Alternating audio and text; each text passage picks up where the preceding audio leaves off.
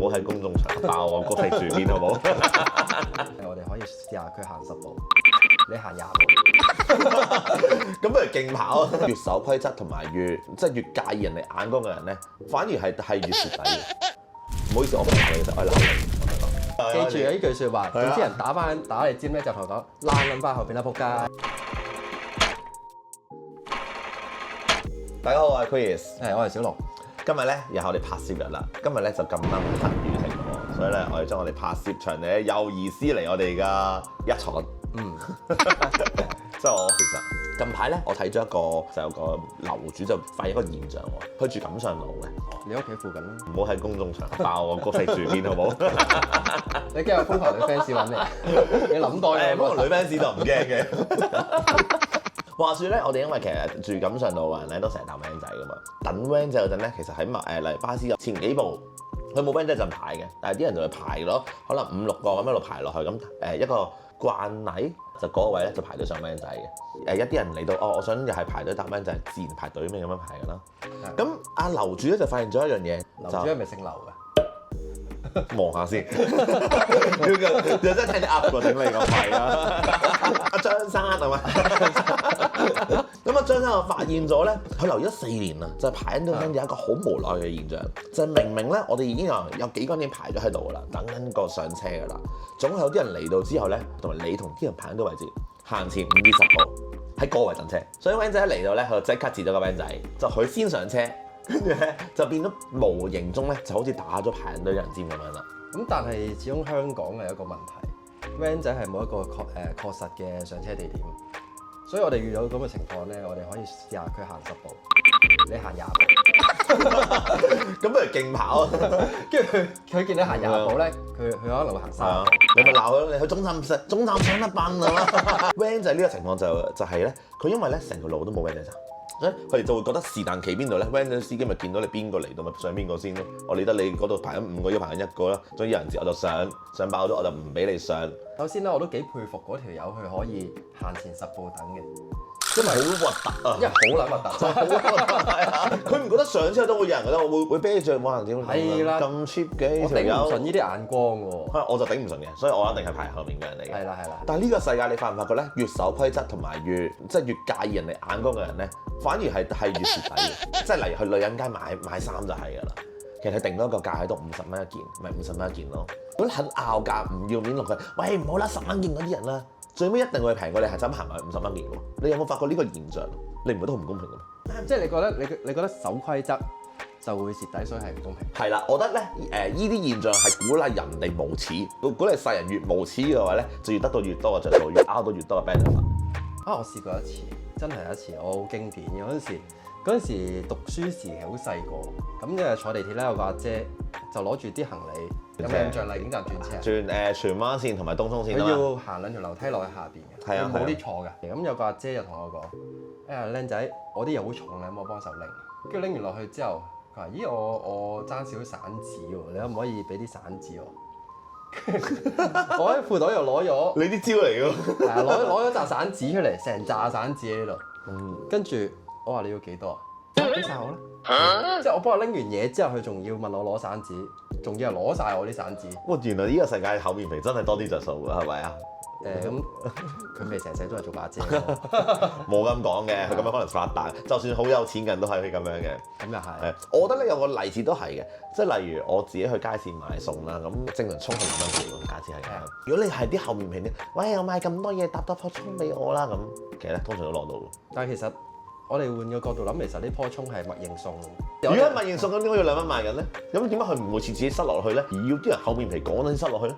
因為你唔講，佢唔覺得你需要嗰棵葱，唔係個個都要棵葱㗎。你唔可以鼓勵啲咁唔公平嘅、咁唔公平嘅文化出嚟。一棵葱咧就可能送嘅，你試下同佢講10棵葱，我諗佢應該叫你俾錢。可能喺呢個商業社會入邊，佢預咗你可以講價。嗱，你唔講價，因為你唔講價。但係點解我咁講咧？唔係廢話嚟嘅。佢點解會俾你講價咧？其實有啲人係真係要講咗價先願意買。咁喺佢願意講價、願意賣嘅情況下咧，其實好多人就知道我會將個價錢 set 高咗，俾你講價。所以唔啱咯。如果呢個世界根本唔應該講價減到價，應該大家都 set 翻一個最合理嘅價，而所有人唔需要付一個額外成本。我覺得講價係一個額外成本嚟嘅，而唔需要付一個額外成本嚟得到件事情。點解你唔可以考慮講價一種技巧嚟？唔會係咯。如果係呢個世界就真係有唔公平嘅情況，有歧視啦。其實啞嘅點算啊？寫字 send WhatsApp 咁佢可能個技巧唔夠人高，咁咪變咗佢攞唔到嗰度 benefit 咯。都可以咁講，但係因為其實好似去兩間買嘢咧，其實所有嘅價錢都唔係明碼實價，有啲甚至乎冇標價錢，佢睇你嘅開價。所以咪唔啱咯呢個世界，黑一啲忠忠直直嘅人。所以忠忠直直，下一句知唔知咩？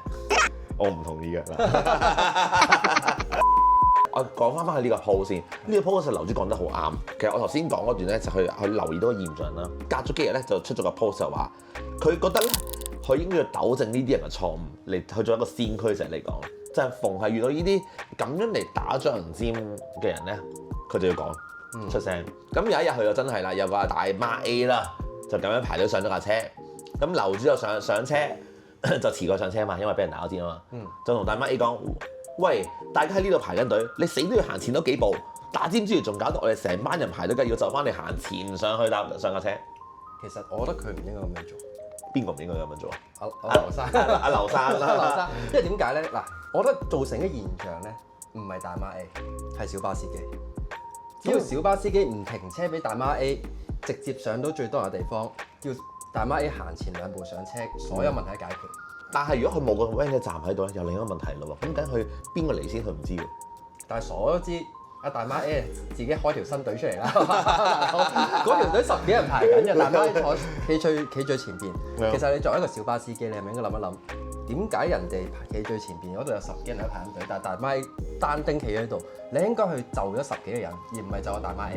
嗱，呢樣嘢就引申到樓主講呢個世界有4種人啦。因為個故事落去咧，佢話完大媽 A 之後咧，大媽 A 係反駁翻佢，你都黐線嘅，個個都係咁嘅，你做乜針對我啊？係咩？個個都係得佢一個排咗上去嘅喎。有一種人就係無論件事係點都好，佢就會冧埋全民都咁做啦。點解我咁做就唔得？係你就話我泊車，你抄埋隔離嗰個啦。我唔要你俾翻2粒我要你攞走佢個2粒，大家少2粒咁啊公平啊！係啊，做乜唔抄晒全條街啊？咁嗰啲咁嘅無賴嘅人，咁跟住咧喺呢個時候咁嘅劉生咧就同阿大媽 A 咧係對罵緊嘅。呢個時候竟然有第3個出現。正常咧個件事係人都知阿劉生啱，大媽 A 唔啱噶啦。大媽 B 竟然喺呢個時候就話：而家你都上咗車啦，咁嘈做乜嘢啫？嘈點巴閉，嘈住晒。佢冇評論個字啱定唔啱，就係話你都解決咗啦，你咁煩做乜嘢啫？但係其實咧，大家冇諗過啲因為佢食大我尖而上唔到車嘅人，呢啲嘢佢哋全部冇諗過。所以咧，樓主就總結咗呢個世界有4種人。第一種咧就大媽 A 嗰種人，做錯事唔會承認嘅。我係咪都話個個都係咁噶啦？唔評論件事，總之大家都係咁，所以我咁就冇問題。大媽 B 幫一啲做錯事嘅人，唔知係因為佢本身已經係做錯事啊，定係本身成日做呢件事啊？唔知道係咁樣啦。定係咩原因？佢係會幫呢啲人出聲嘅喎。可能佢見到同類人。係啦，所以咧，永遠係啲唔要面、專登做錯事嘅人先會出聲。而反而第3種人覺得係劉生啱嘅人咧，反而嗰種人咧，永遠都係啲 humble 嘅人啊、守規則嘅人啊。反而呢啲人咧，冇人出聲。而形成呢個世界咧，永遠越唔講道理、越衰嘅人咧，越變到大多數人講嘢嘅人啊。所以咧，無賴咧係攞到好多世界着數。而第4種人咧，就係好似樓主咁提出嚟講嘢嘅人，但係呢種人永遠都係咧少數變咗，因為佢嘅同類雖然係大多數，但係大家都唔出聲，而令到佢係俾大媽 A 同大媽 B 2個一齊攻擊。即係俾着你遇咗一個問題，你會唔會出聲？我諗我會唔出聲。我諗唔出聲嘅多，我都係啊。即係我唔係話可以忍受到啲事，可能喺我嘅世界入邊咧，我覺得呢啲事情不是一提。即係我個性格由佢咯，係啊。但係總有一日係你會失範喎，即係好啦，我上咗車冇事啦。總有一日會係咁樣，你俾人打完尖之後，阿陳生架車滿咗，你等下架。咁我可能會夾咗小巴司機。咁你應該叫翻插隊人落車先啦。嗰下就出聲。到呢個時候，你已經喺面你已經係最屬於一個下風啦。我就討論呢樣嘢，就係點解呢個世界係會咁多呢啲咁嘅情況發生咧？我唔知係香港係咁定呢個世界都係咁。嗱，好坦白講，我唔係有種族偏見，但係我相信，如果呢啲事情喺某啲地方發生嘅機會率更加大。例如印度係啊，印度正常嗰人，但係印度唔 care 嗰啲人，係啦，因為印度其實你個巴士同火車嚟，全部一齊咁樣當翻。佢哋上埋個車頂㗎。如果講好嘅，我諗日本就比較少啲事情發生。係啦，我覺得梗係人嘅問題啊，定係規則問題？我好懷疑呢件事情，全世界上搭呢條線嘅小巴嘅人都一定要呢度上車。其實咧，呢件事係可以解決嘅喎。巴士永遠只係得幾個站上車嘅啫嘛，你唔可以中間攝入嚟你咁樣截車噶嘛。但係其實巴士都係打尖。巴士打尖咧，咁其實你可以真係名正言順話係打尖。但係呢啲情況下打尖咧，其實你係定斷唔到呢個係咪打尖，而引發到好多話好多人都係咁嘅啦。咁嘅問題出現，佢冇一個明確嘅規則而令到定一定啱定錯。所以我覺得咧，點解世界咁多矛盾，就因為呢啲規則冇定好。第二樣嘢其實最主要係啲人嘅本質有問題。始終教育程度唔高啊，係咪咩啊？都未必關教育事，有啲教育程度好高嘅人，但係佢哋都會為咗呢啲事情，佢哋決定衡量過就係佢哋願意去搲爛塊面去爭取某啲事情，可能坐個單丁位或者坐個窗邊位。其實我覺得呢樣嘢就係唔好。我覺得咧，我哋要令到一個社會係一個好平靜有規則嘅嘢咧，大家應該係要睇到啲守規矩同埋一啲係理人感受嘅人。調翻轉咧，唔理感受嘅人得到呢啲咁嘅 benefit 同好處，咪變咗係一個反方向嘅世界發展咯。有時都冇辦法嘅事。我都分享一次，好似我打咗人尖嘅情況嘅例子。我同我老婆同個女就等上飛機啦。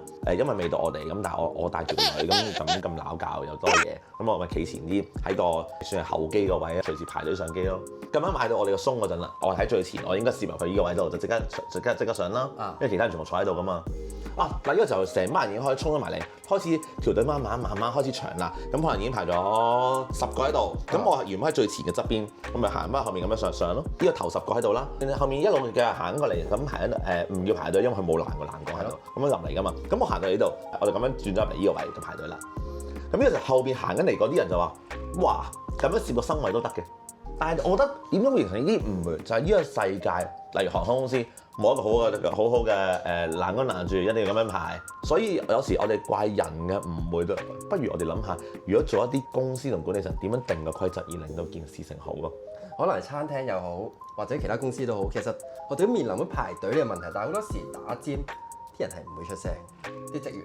even 我去7-Eleven排隊，咁有啲人攞攝咗埋嚟咧。7-Eleven經常發生。係啊。特別買啤酒嗰啲阿叔。嗱，通常 7-Eleven 咧就係咁樣 counter 喺度，通常啲人就喺度排緊隊啦。啲人好中意呢邊排緊隊嗰陣時，啲阿叔就喺呢邊買啤酒。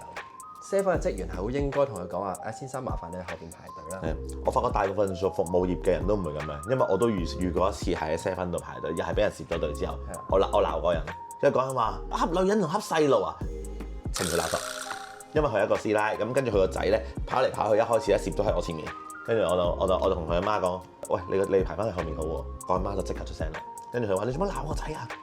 唔好意思，我唔係鬧你，我係鬧你。咁都叫鬧？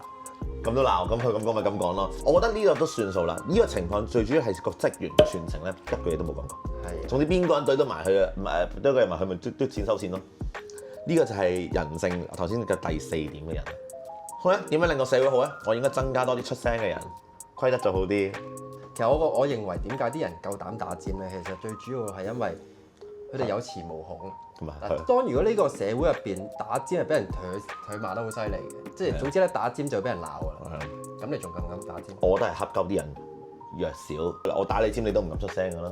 但係如果我哋經常性一見到人打尖，打埋後面啦，仆街！係啊，我哋個頻道應該推廣大家要勇敢同人哋講係嘛？而家記住呢句説話，總之人打你尖咧，就同佢講爛撚翻後邊啦，仆街！係啦，記住呢句説話啦，記住，跟小龍打先，爛撚翻後邊啦，仆街！